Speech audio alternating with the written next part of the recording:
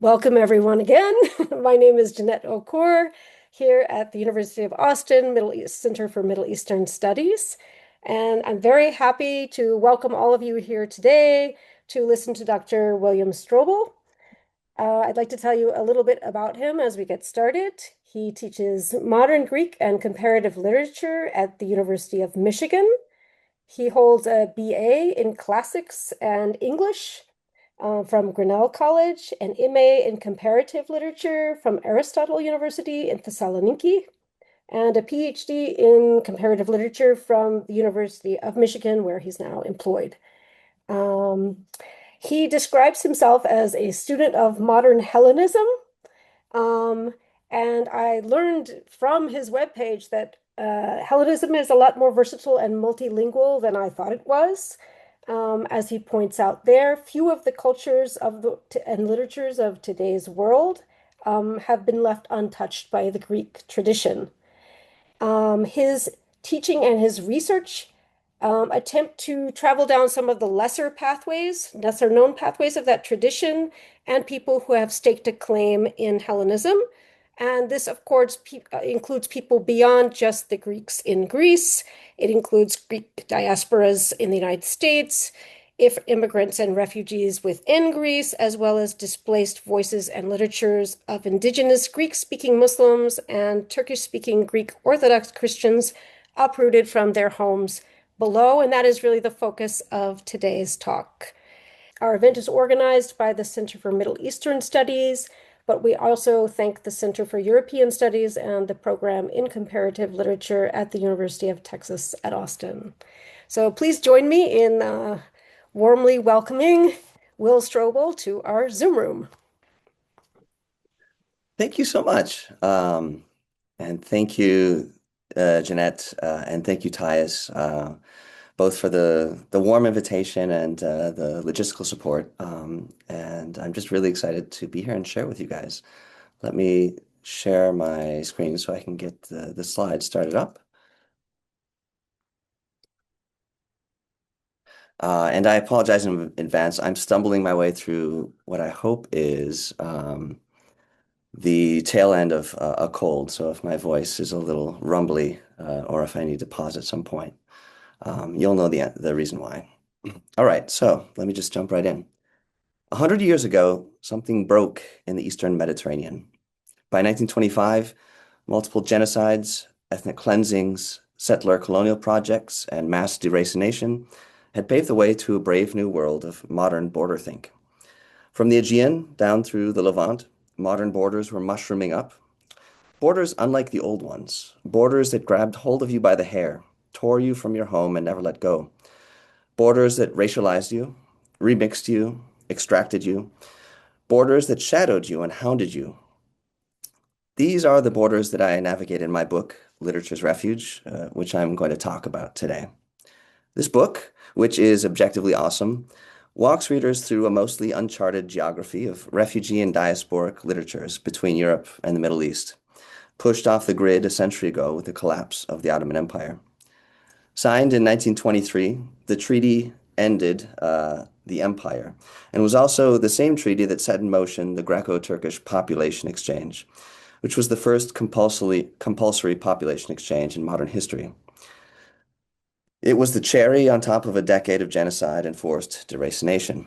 1.5 million Christians in Turkey and 500,000 Muslims in Greece were forcibly expelled from their homes and dumped across the sea like human trash. Christianity was nearly evacuated from Turkey and Islam from Greece, contributing to the racialization of religion at the borderlands between Europe and the Middle East, which still plays a role in civilizational narratives of Hellenism and Islam. The exchange was justified on explicitly humanitarian grounds, as the High Commissioner for Refugees at the League of Nations declared, and he won a Nobel Peace Prize the same year that he did this. To unmix the populations of the Near East, he said, will tend to secure the true pacification of the region. Paradoxically, though, the unmixing of the Middle East, in fact, depended on a massive remixing. Hundreds of thousands of the Christians who were shunted into Greece spoke not a word of Greek, but Turkish, and they wrote their Turkish language literature in the Greek alphabet, while many of the Muslims deported to Turkey spoke not Turkish, but Greek, writing their Greek and the Ottoman alphabet. All of the refugees displayed a startling cultural diversity that found little ground for expression in their new putative homelands. Despite their religious alignment with the national majority, refugees were often ostracized as foreign spawn and excluded from public discourse, usually on the grounds of their linguistic and cultural difference. Let me read just one representative testimonial from a Greek-speaking Muslim boy who grew up in Turkey after the exchange. We didn't know Turkish. Our mother tongue was Greek. In order to learn Turkish, it would have been necessary to live among the local populace. But it was as if we'd been cut off from the lives of locals by a natural border. It was my first day at primary school. The teacher asked me a question. Not understanding what he'd said, I answered in Greek. "Degadaleveno." He blew his top. He jumped at me and he shouted, "I spit on your face. What kind of a Turk are you? You don't even know Turkish." He spat on my face. Even today, it's as if I can still feel that cold spit on my forehead. It scarred me so deeply. In every aspect of our daily lives, in the fields, in the streets, whenever we met locals, they would demean us with insults like infidel child or Greek spawn with every opportunity. In school, the children of refugees had the lowest success rate. And the most important factor here was that they didn't know Turkish. Even the other kids ostracized us. If we'd had the opportunity to be educated in our mother tongue, to have Greek language education, then our integration and our educational results would have been so much better, with such fewer pains. Out of my neighborhood of 400 people, I was the first and only child to study at university. Across the sea in Greece, things were not much better. We have one testimonial, for example, from Florina, from a teacher there. Sorry, there's screen shares in my way. I can't see the top of the slide. Um, Oh well, I'll just skip the first sentence because I can't see it, but I will continue. So we'd go out of recess and none of them would be speaking Greek to each other. They couldn't speak Greek. The kids knew their own shared language. And then we came up with the idea. We'll find a nail and we'll give it to a kid and tell him he'll catch a beating tomorrow if he's still got the nail. And he'll try to pass it along to another kid. If he hears another kid not speaking Greek, then plop, he gets to pass the nail on to that kid. And the other kid will try to catch another kid not speaking Greek, and so on. And the other kid will try to catch another kid. And in the morning, when we gathered for prayer, after the prayer, the kids would start going into class. Then the question is, who has the nail? Eh, whoever has it, what do we do? Come here, open your hand, show me the nail. Why weren't you speaking Greek? Smack goes the rod on his flesh. Whack, whack. If you don't want another beating, find another kid to pass the nail to. This is what it meant to unmix the Middle East. The legal foundations of modern humanitarianism were being set in the shifting sands of ethnic cleansing and forced assimilation. And I mean foundations quite literally, since the exchange really set a standard for decades to come. There were a dozen international projects to redraw human geographies by mid-century, and all of them inspired by the model of the Greco-Turkish exchange. It was a global scramble to partition ethnic others out of existence. In 1937, for example, the British Empire was deciding what to do with Palestine, and the notorious Peel Commission suggested partition and the creation of two states. The key precedent cited by the Peel Commission was the Greco-Turkish Population Exchange. Let me read just the last passage on the slide here. Before the operation, the Greek and Turkish minorities had been a constant irritant. Now the ulcer has been clean cut out, and Greco-Turkish relations, we understand, are friendlier than they've ever been before.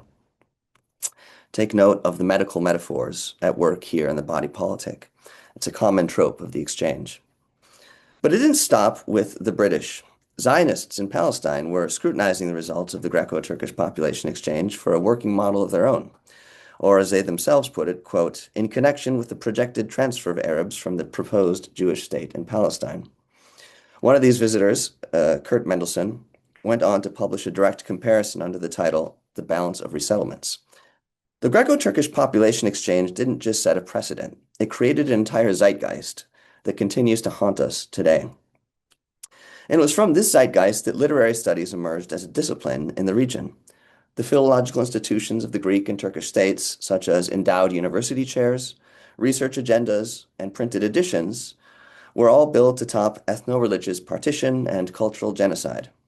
If the population exchange was a crime against humanity, then philology might be said to have actively tampered with the crime scene. Think, for example, of the corpus of Greek language Islamic poetry, written by Greek-speaking Muslims, or Greek script Turkish language literature written by Turkish-speaking Greek Orthodox Christians. This kind of quote unquote refugee literature was not simply a literature of refugees, it was an entire literary corpus turned into a refugee by philological partition, uprooted from institutional memory.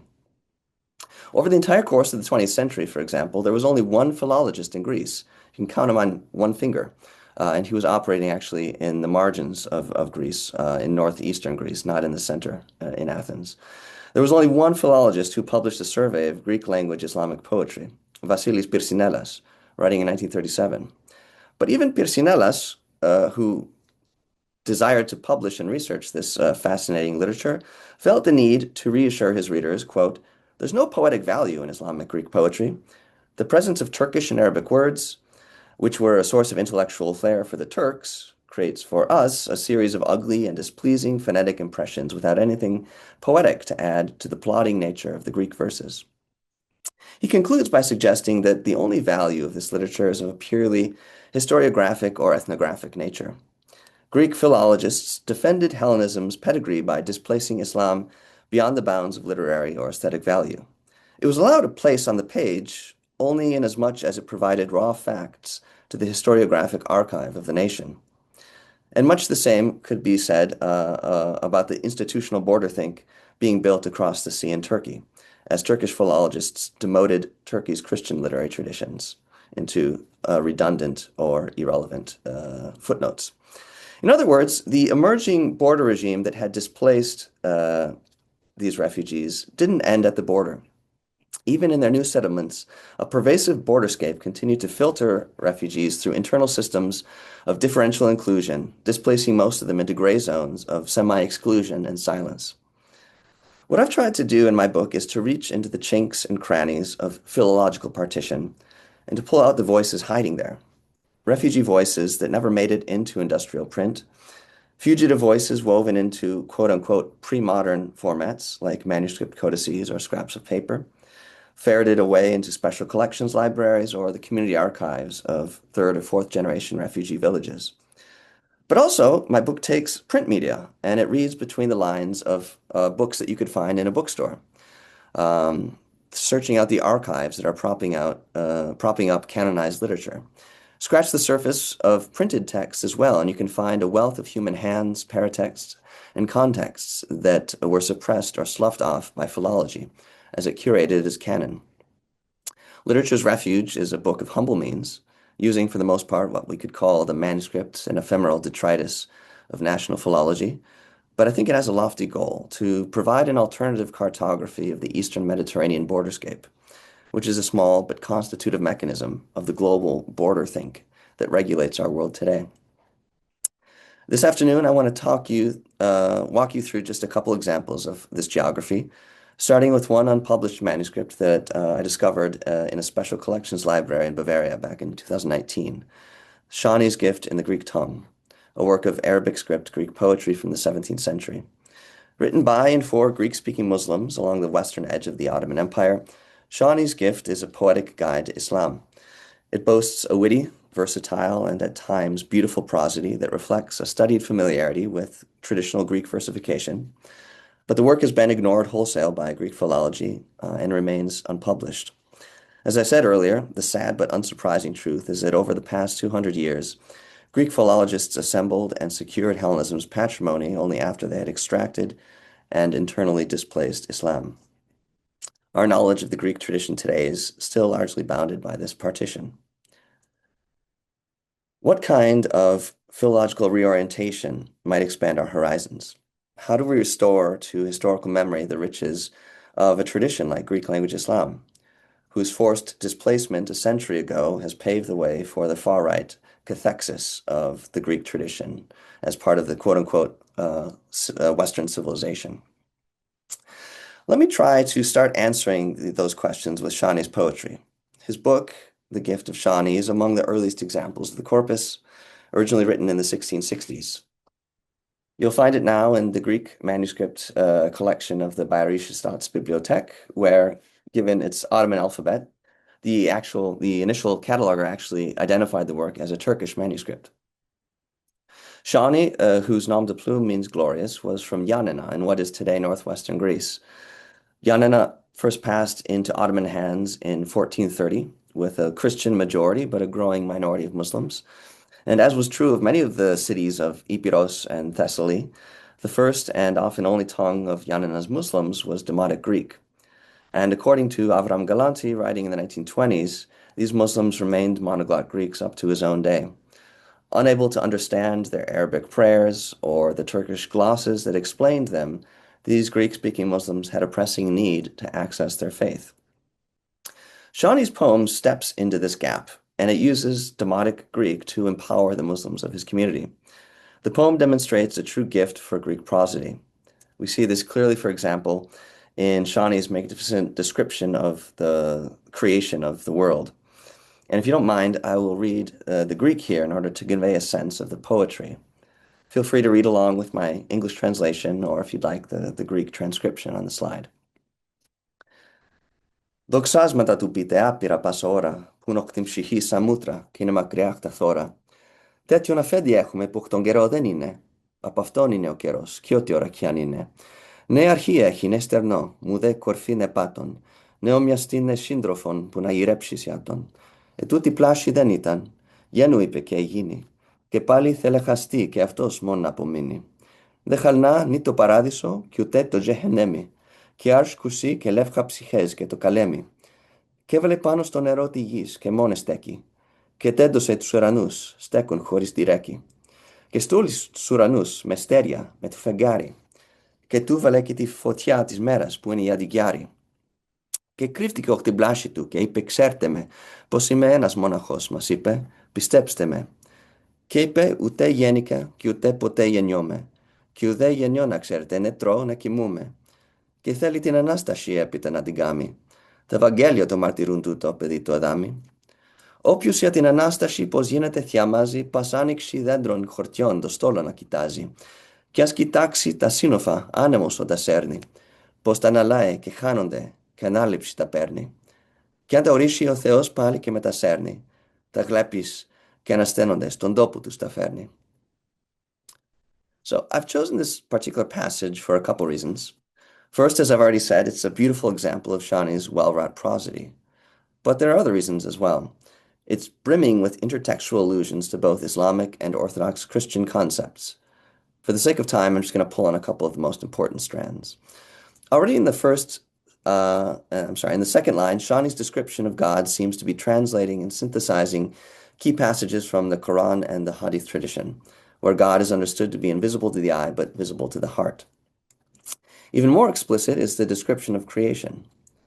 Become, he said, and it became, which is a Greek calque of the key Quranic term, kun fayakun, be and it is, alluding to God's easy will to creation. Likewise, the description of the creation of the sky draws explicitly from the language of the Quran, as well as the use of clouds to figure the resurrection. More important than such passing imagery, though, is the first and most fundamental pillar of the faith, the Tawhid, or the indivisible oneness of God, reworded here into modern Greek. I'll read the 112th surah, and you can see where each portion is translated into the Greek text. Say he is God, the one and only, God, the eternal, absolute. He begetteth not, nor is he begotten, and there is none like unto him. Alongside the Greek, we occasionally find some explicit Arabic words for other religious concepts, such as hell, the throne of God, or the tablet. Even more interestingly, one also finds key conceptual terms drawn from Orthodox Christianity. The most striking example here can be seen what I've translated as God's good news. In fact, Shani actually writes Evangelia, or the Christian Gospels. To be sure, Shani likely means the sum of God's revelation across the Abrahamic traditions. Yet the use of the specific Greek term is a clear indication that Shani and his audience were conversant with both Islamic and Greek Orthodox traditions. I could continue in this tack with other concepts from Christianity, such as Shani's word for the Ascension, which is the Greek term for the Assumption of Christ, or for time, which draws on a long Christian tradition of Kairos as God's appointed time. But if I hope to stay on our appointed time, I will pivot to my next point. Given Shani's insistence on Greek and his frequent borrowings from Orthodox terminology, what kind of pushback was he expecting? I will let Shawnee answer in his own words, or rather in my English translation this time. Feel free to follow the Greek if you prefer. To seal my work, let me get the date tacked on, 1077 during Ramadan. I judged it best to write in the Greek tongue. Go ask scholars to examine what I've done. Arabic's place, you'll see, is solely honorific. The languages we have are those we stick with. Just make sure that you consult wise peers, not those hacks who simply add a smart veneer by reading with a magnifying glass. I fear that if you pose them a question that's obscure, they'll just blather themselves into a furor. These guys are allied with the secular authorities who say Turkish is the only tongue that we can speak. They say God's word was sent in Turkish and I respect it. No, it wasn't, friends. Where's that text? Let me inspect it. If we're to honor tongues in which God's word was sent, the Greek tongue is not one to scoff at, friends. Then they'll say, but Turkish is our king's tongue and we want worship to confirm with Turkdom. With that logic, though, we should follow Arabic because our blessed prophet spoke in it. But wonder great, the sacred books and holy tracts never said this or that tongue was good or bad. Secular authorities made this heterodoxy after the fact, they who couldn't explain the meanings of rakat. To God and God's commands let each bear witness, and tell their faith in whatever tongue is fittest. Speak God's laws to people with the tongue that's yours. I read it in the Multaqa Labur. You don't need Arabic. Use the tongue that's yours. My gift argues this until the bitter end. That's the analysis you saw here, my friend. So in the first section, as Shawnee prepares to seal his work, he pauses for an intriguing invitation. He challenges any Islamic scholar to scrutinize his decision to write in Greek. So long as that scholar is honest and qualified, Shawnee writes, they will sanction his decision. The problem lies in the many scholars who are neither honest nor qualified and who will find a way to discredit Greek. These intellectual hacks are allied with what Shawnee calls the secular authorities. Shawnee's use of the word secular here indicates that he's pushing back against some part of the Ottoman state apparatus, most likely the administrators sent from Istanbul. According to Shawnee, the two main lines of attack against his project are as follows. First, that Greek-speaking Muslims must abandon Greek for Turkish because the latter is the language of God's revelation. Shawnee's response to this is swift. There are no Turkish scriptures. The language of Turkish has come late to the table. Greek, conversely, is one of the languages of God's revelation in the Abrahamic tradition, which is to say the Christian Gospels. The second line of attack leans more soundly on the secular power of the state. The idea that the Ottoman Sultan speaks Turkish and hence so should his subjects. But here again, Shawnee deflects the argument by suggesting that if Muslims were to abandon their language for someone else's, the only true choice would be the Arabic of the Prophet. Ultimately, though, Shawnee is uninterested in debating a hierarchy of languages, as he makes clear in the generous passage that follows. Sorry, I lost my place here. Okay, God's word, he tells us, never deigned to categorize particular languages as good or bad. This was a latter-day heterodoxy invented by secular authorities and their hacks. Amidst the back and forth of this polemic, it's important also not to overlook Shawnee's source material, which he explicitly identifies as the Multaqa al-Labur. Written by the jurist Ibrahim al-Halabi in the 16th century, the Multaqa quickly became the touchstone for Ottoman Islamic law, based in the Hanafi school. Abu Hanifa, the founder of the Hanafi tradition, has proven particularly useful for proponents of Quranic translation in ritual prayer. When asked whether a Muslim could pray in translation, even if they had a command of Arabic, Abu Hanifa reportedly answered that yes, even in such a case, your ritual prayer is valid. It was only that his later disciples, Abu Yusuf and Muhammad al-Shaybani, took a slightly more conservative view and declared that translated prayer was only valid if you had no command or knowledge of Arabic. It was this qualified position that the Ottoman Multaqa followed, decreeing that, quote, if the person praying is incapable of reading Arabic, then it is right for them to recite not in Arabic but in Farsi. Like Farsi, this is true for other languages as well during the Shahada. The fact that the Multaqa upheld Hanafi opinion on this point offered a crucial shield for Shawnee, whose book gives us multiple indications that he and his fellow Greek-speaking Muslims were experiencing linguistic discrimination by Turkish-speaking jurists. Look, for example, to this passage later in the Codex. God revealed his book and sent Muhammad to call all peoples to his faith as prophet. He didn't say, tell them their language is taboo. He just said, their faith's wrong. Tell them to follow you. He didn't say, who follows not your tongue will suffer. He just said, who follows not his faith is lost forever. If neither God nor the prophet said differently, all tongues are but one, so speak it freely. But they punish us, even though we all confess the faith. Whoso speaks Greek has forfeited his soul, they say. God gave all tongues, though. We've nothing to atone for. If only we spoke Arabic at birth, but we don't, for we speak and pray with the tongue we're born with the head our shoulders are adorned with. Shawnee cuts through the debates on language and returns us to the roots of good faith. God commands, God's commands concern not linguistic heresy, but the pillars of devotion. It was a decisively universal message directed to the whole world, but to anchor that universalism in Arabic necessarily created a deep and abiding tension, one that lies at the heart of all debates around translation in Islam. Shani dispels this tension by positing a divine umbrella language, of which all human tongues are so many regionally and culturally localized manifestations. In an ideal world, he argues, we would all speak Arabic. But such is the world as God has made it, and we each view creation through the lens of our own equally valid tongue. The only problem was that some tongues were being invalidated, as other passages make clear. Shawnee's poetry offered Greek-speaking Muslims then a port in the storm, or if I could use another metaphor, it put them in the driver's seat of their own religion, empowering them against an indifferent, if not hostile, imperial center. It was valuable to his readers. This is clear, if nothing else, from the copyist of the surviving codex, the reader to whom, in a very real sense, I owe my talk today. He identifies himself as Hassan Bey Osmanzadeh in the colophon of the first tome, and in fact, he includes a short Greek language poem of his own in the final page of the codex, where he presents himself on more intimate Greek terms as Hassanis. The poem offers a parting valediction to both the book and its readers, and it deserves a place in my talk here today as well. Kyrie μου, ευχαρίστησέ του Σάνι την ψυχούλα, με το ραχμέτι σου, Kyrie, και με τις χαρές όλα. Ότι πάσχισε και έκαμε πόσον κόπο για να δείξει τη στράτα σου και προφητιού σου δρόμο. Κύριε και των κακών και των άση Χασάνι, Κύριε πάρ' τον αμανάτη σου από αυτόν με Ισλάμι. Κύριε με την ευχή σου που έχεις του Μουχαμέντη, σαλαλάχου αλέιχι βεσέλεμ. Κύριε στη στράτα αυτού σήκωτο το Χασάνι. Όποιος να διαβάσει ραχμέτη του Χασάνι, Κύριε δώσ' του εκείνου λαιμοσύνη μεγάλη. Όπου διαβάσει φάτιχα πάνω στο Χασάνι, Κύριε, σε παρακαλώ, στην πίσα μην το βάνεις.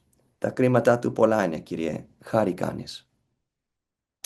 This poem follows a fairly standard formula, delivering a brief eulogy for the author, a benediction for the copyist, and a blessing for any future readers who would perform a prayer for the latter's soul. Behind the formulaic structure of these verses, though, I see at least a couple points worthy of remark. First, the subtle play of language, which I've tried to signal in my English translation, weaves the Greek in and out of Arabic with a pun on the core meaning of Islam, submission, and a twinning back and forth between Rahmet and Elemosini, which mean mercy in Arabo-Turkish and Greek, respectively. Beyond this, there's not a lot in Hassani's modest prosody that can bedazzle the reader's imagination, but that's not his aim. Because within the humble intimacy of this poem lies the promise of what I think is a truly awesome undertaking.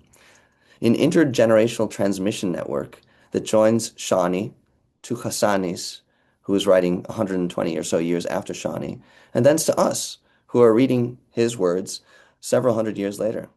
We are the readers of their textual project today, and this binds us up within it and makes it ours as well. In many ways, Shani's poem, written centuries before the collapse of the Ottoman Empire, seems to anticipate much of the linguistic and literary violence that the modern border regime would bring to bear. And as I pivot now to the second half of my talk, I want to turn the clock ahead to the 20th century and see how this border metastasized. And I'll do so by looking across the sea to the Orthodox Christians of Central Anatolia, in particular those who spoke Turkish, but wrote it in the Greek alphabet of their holy scriptures, the so-called Karamanlılar. Over the second half of the 19th century, Greek script Turkish had built up a thriving print apparatus, circulating newsprint, scientific journals, and monographs, and a small but growing body of fiction. But with the mass deportation of this population to Greece in 1924, their print apparatus crumbled almost immediately. Particularly telling is the fate of their newspaper, Muhacir Sırrısı, the voice of the refugee, which began circulating in Athens a year after the population exchange. Within months, the paper was attacked by mainstream Greek press. The editor of Eleftheron Vima wrote, Efendiler, do not pollute the Greek-speaking refugees, allowing them the desire to learn the daily news from a newspaper published in Turkish. We recommend that you cease to publish the newspaper in this non-existent language. Replace the language of your newspaper with Greek, because, alas, regardless of the freedom of the press, it would be right for the government to take action. These are harsh and painful words. When the mainstream media in Greece was not ignoring the Turcophone refugees, it ostracized them for speaking a, quote, pollution that was apparently also, quote, non-existent, going so far as to legally threaten them. Given this toxic environment, it's not surprising that the newspaper folded within 2 years. Most scholars will tell you that this was the death toll of Karamanli Turkish. But I think we can complicate that narrative a little bit. We can do so if we look beyond the commercial print networks of mainstream Greek and Turkish. These literatures, I insist, survived underground through the production and circulation of manuscript literature and mixed media literature, which has passed from hand to hand across several generations over the course of the 20th century. If we want to understand the true breadth and depth of the region's modern literary history, therefore, I argue that we have to make the messy journey out of print and into the mixed media and manuscripts of refugee communities. Let's make that journey here today with one such poet, Agathangelos, who wrote and stitched together his oeuvre over the 1930s and 1940s. Open one of his poetry collections, and the first poem you see, and the one that I'm going to focus on today, is called Andaval Karyası için Düzelen Destan, the Destan, the ballad written for Andaval village. This poem describes the last days of Agathangelos and his community in their village of Andaval, as the Turkish state prepares to uproot them forever from their village. The work is made up of 4-line stanzas, each line 11 syllables, with the first 3 lines rhyming together, and the last word of the last line invariably the same in all of the stanzas, a fatalistic neyleyim. While the poem is too long for me to read in full, I hope you'll let me recite some of the most moving and important passages here. To give you a sound of the Turkish, I'll read the first stanza in the original. Gelin evlatlarım, beni dinleyin. Size şu vatanın vasfını eyleyeyim. Şimdi sonra hiç durmaksız ağlayayım. Gidiyoruz buradan gayri, neyleyeyim. And now, if you will humor me, I'll read some selections from my English translation. Gather round, my children, listen to me now. Let me sing the homeland's details to you all. Let me weep black tears with every word I tell, for we're leaving this place. What else can be done? Let me start from the beginning in our homes, which without fail we built from soft free stone and adorned with the linens that we wove with our own hands. But now what can be done? In our church, built from bright white stone, I recall it now, and tears dim my vision like a pall. Our tireless community gave its all and found a way to build it. But what can be done? It was the year of 1842 when they built the church from end to end. Men, women, children, all lent a hand. Their efforts built the church, but now what can be done? Some bore soil on their backs, some bore stones, as if there were a foreman looming over them. They had no idea a century like this would come. They left us this gift, but now what can be done? With our effort, our ancestors saw this church get built. But my dear God, please forgive us now our guilt. They tell me that the ox carts run full tilt to take us to the ships. What now can be done? Christ sits in the vault, the angels round the rim. We'll set up a ladder, climb up next to him, and rub our face against his bright countenance. We'll say our last goodbye and leave. What can be done? We used to fill with prayer the church's walls. We'll now remove the altar, weeping all the while. Without a church, how will we survive this trial? We've nothing but our tears left. What can be done? Our land sold for chicken feed. We were displaced by that administration of the debased. There's no longer any way for us to stay. Let's set out on the roads. What else can be done? They've made us strangers to our native soil. Our brides they've made inconsolable. We leave you to a hired judge who will give to each what he deserves. What can be done? For weeks, the same headline reappears nonstop. Christian properties on the auction block. You'll see what awful suffering this stirs up. We must endure with patience. What can be done? Fall to prayer, fill Andival with cries and groans, say goodbye and abandon your ancestral home. Beg the Lord our God that while we're on the road, he'll watch over us. What else can be done? The world has never seen the likes of this ordeal. It breaks you down, even if you're made of steel.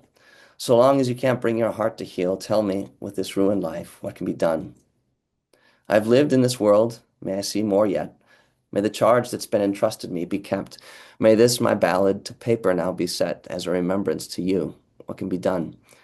I've written some ballads. Let this be another, a remembrance for those who come hereafter. Some may weep, others smile at these matters, but learn the world's cruel ways. What can be done? Ask my name, and I'll say Agathangelos, a man of the spirit, if you care to know. Give up your life for justice, and your soul won't go in vain. But, oh Lord, what can be done?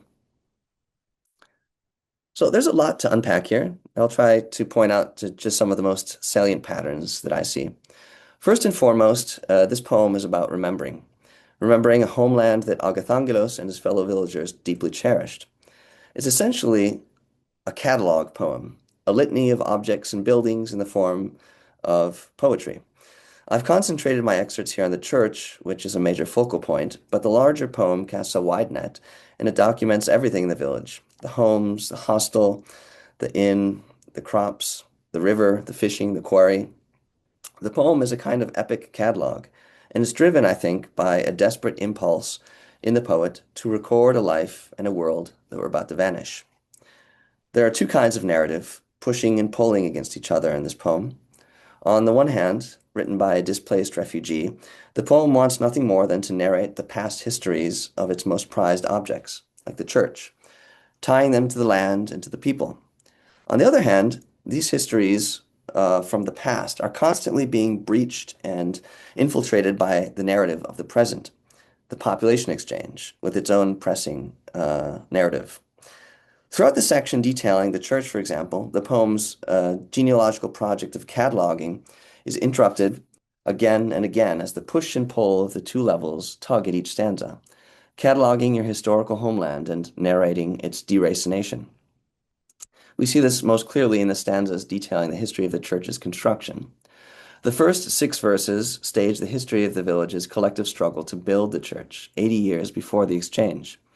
In the middle of the next stanza, though, the exchange starts to pry its way into the narrative in a dark and ironic act of foreshadowing. Bilmediler symboli bir asır.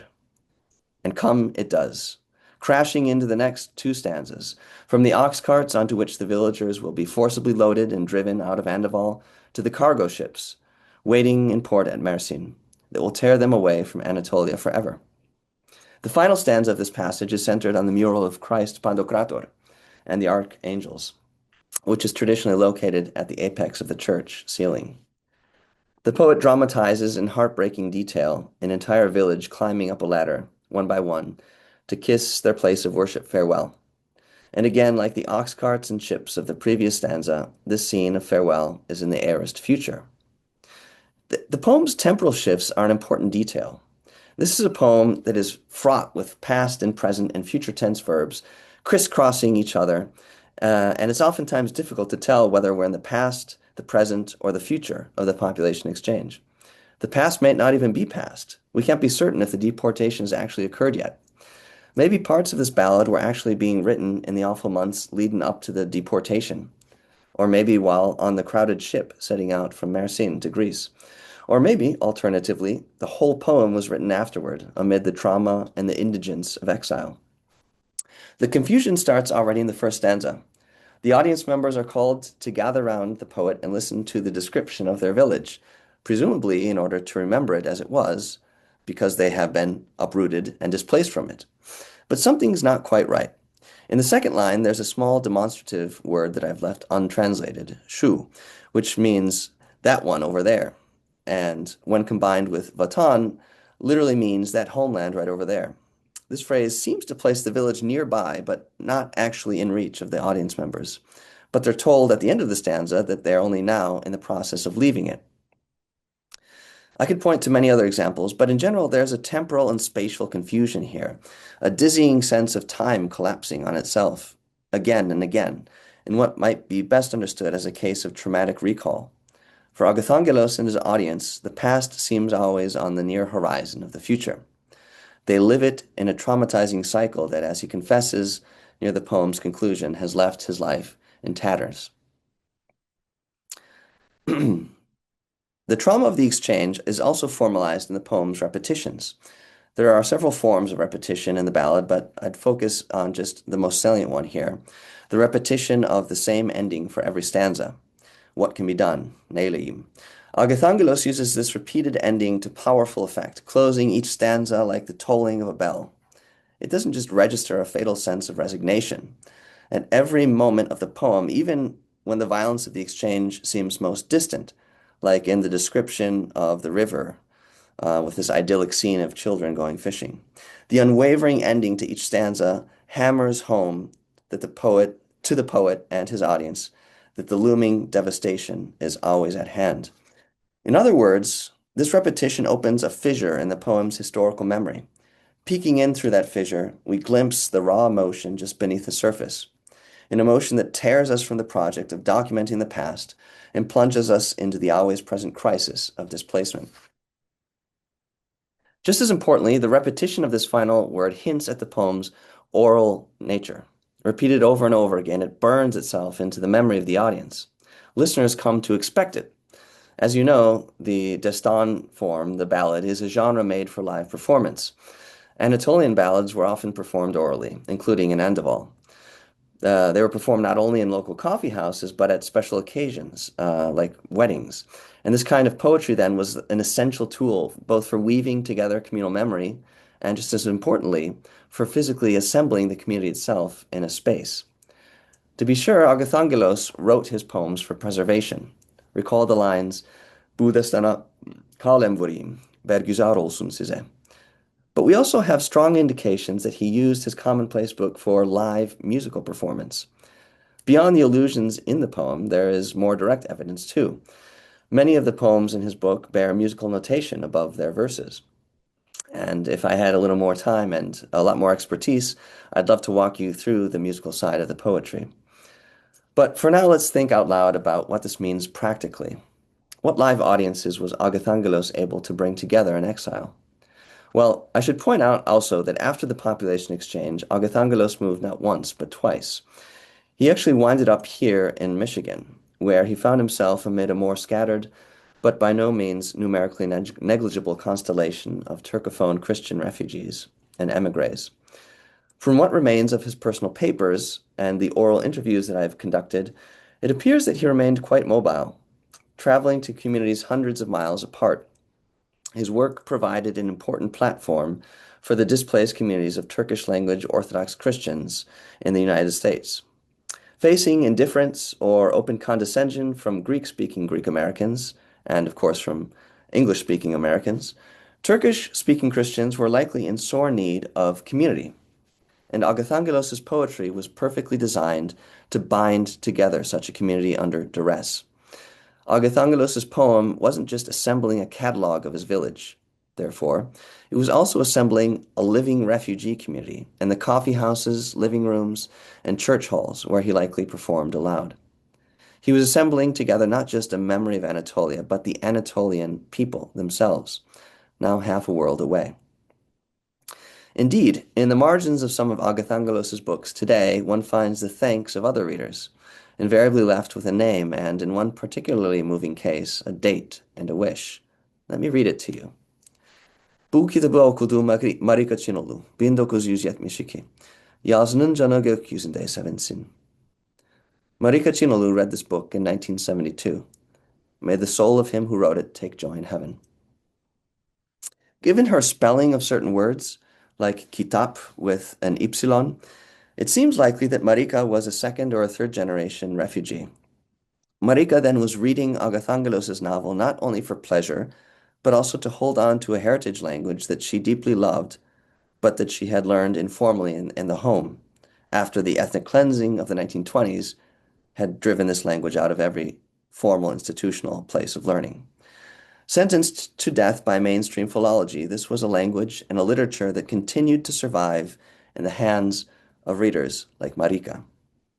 And it's this last point, I think, that I want to end my talk with today, a point that I emphasize in my book through the concept of textual handler.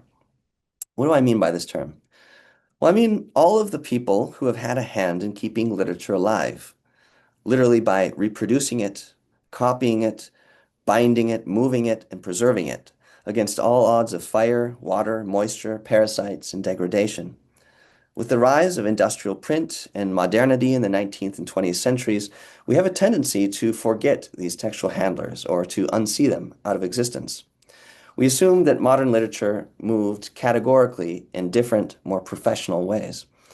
But part of my book's method lies in seeing the modern world through non-modern eyes. For refugee literatures like those in many of my chapters, humble textual handlers like Marika continued to function as a hinge point because they almost literally were the hinges on which literature moves and turns. And as I wrap up, I want to zoom out again to the larger border logic that began with the population exchange, a logic that continues to spread its poison across the globe today in the year 2026. How did such a vicious and abhorrent act become a global paradigm? How was this story made palatable for international audiences? I say story here because storytelling really does play a critical role. Across the globe, the standard-setting power of the Greco-Turkish Population Exchange depended in large part on how the narrative was framed by and for elite audiences, working with mainstream print and oftentimes working with a national language and oftentimes a Western language like English or French. When translating the exchange for these audiences, whose perspectives were cited and whose were slighted?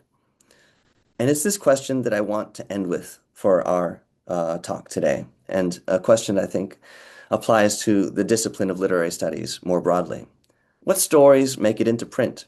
Whose words make it into the books we read, into the syllabi that we teach in our classes, into the research libraries that stock our universities, into the research agendas that we write, and from there into the hands of lay readers?